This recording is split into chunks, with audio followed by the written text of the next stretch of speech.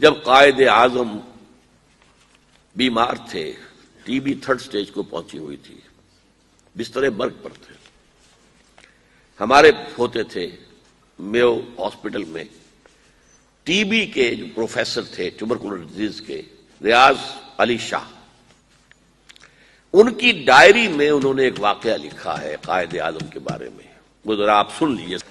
میں اس کو چھاپ کے لے آتا لیکن پہلے خیال نہیں آیا تاکہ آپ کے پاس بھی یہ رہ جاتا۔ وہ لکھتے ہیں، میرے لیے یہ بات حیرت کا باعث تھی کہ لاہور سے زیارت تک کا سفر طے کر کے میں شدید بیماری میں مبتلا قائد اعظم کے کمرے میں داخل ہوا تو اس کے باوجود کہ وہ بانی پاکستان انتہائی کمزور ہو چکے تھے اور ان کا جسم کمبل میں لپٹا ہوا تھا، انہوں نے اپنا ہاتھ باہر نکالتے ہوئے مجھ سے نہایت گرم جوشی سے مصافحہ کیا اور پوچھا، آپ کو راستے میں کوئی تکلیف تو نہیں ہوئی؟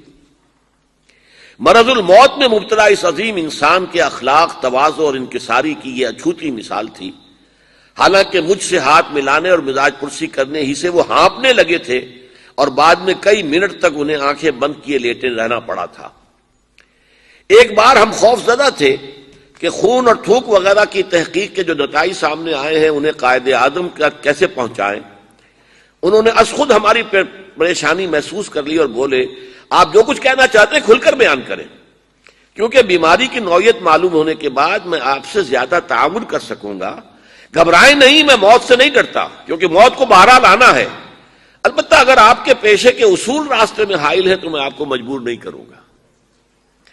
بر صغیر کے مسلمانوں کو ایک آزاد وطن سے روشناس کرانے والے قائد اعظم کا خدا پر ایمان اور اصولوں پر یقین ہمارے لیے خوشگوار حیرت کا باعث تھا۔ قائد اعظم بظاہر ان معنوں میں مذہبی رہنما نہ تھے جن معنوں میں ہم عام طور پر مذہبی رہنما کا لفظ استعمال کرتے ہیں، لیکن مذہب پر ان کا یقین کامل تھا۔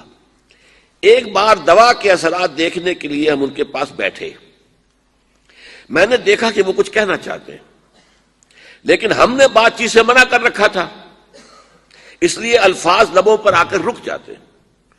اس ذاتی کشمکش سے نجات دلانے کے لیے ہم نے خود انہیں دعوت دی تو وہ بولے، اب یہ الفاظ ہے جس کے لیے میں نے یہ سارا پس منظر آپ کو سنایا۔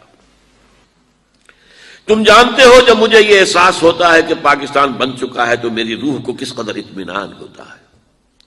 یہ مشکل کام تھا اور میں اکیلا اسے کبھی نہ کر سکتا تھا۔ میرا ایمان ہے کہ یہ رسول خدا کا روحانی فیض ہے کہ پاکستان وجود میں آیا صلی اللہ علیہ وسلم۔ اب یہ پاکستانیوں کا فرض ہے کہ وہ اسے خلافت راشدہ کا نمونہ بنائیں تاکہ خدا اپنا وعدہ پورا کرے اور مسلمانوں کو زمین کی بادشاہت دے۔ سارا میری گفتگو کا جو ہے مواد اس میں موجود ہے۔ زمین پر بادشاہت مسلمانوں کو اللہ تعالیٰ عطا فرمائے اگر پاکستان میں خلافت راشدہ کا نظام قائم کر دیا جائے۔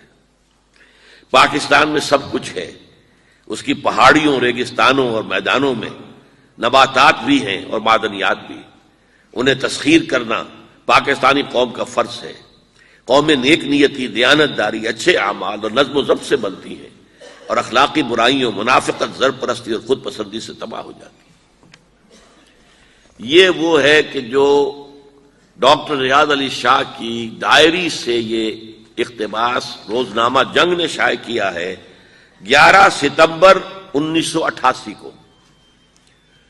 11 ستمبر 1948 کو قائد اعظم کا انتقال ہوا، تو گویا کہ 40ویں برسی پر، قائد اعظم کی 40ویں برسی 11 ستمبر سن 88 کو جو خاص کو ایشو شائع ہوا ہوگا اس میں یہ واقعہ شائع کیا گیا، جو پھر ہم نے وہاں سے لے کر ندائے خلافت کے کور پر شائع کیا تھا، سرورق پر۔ یہ تھا مقصد اس پاکستان کا۔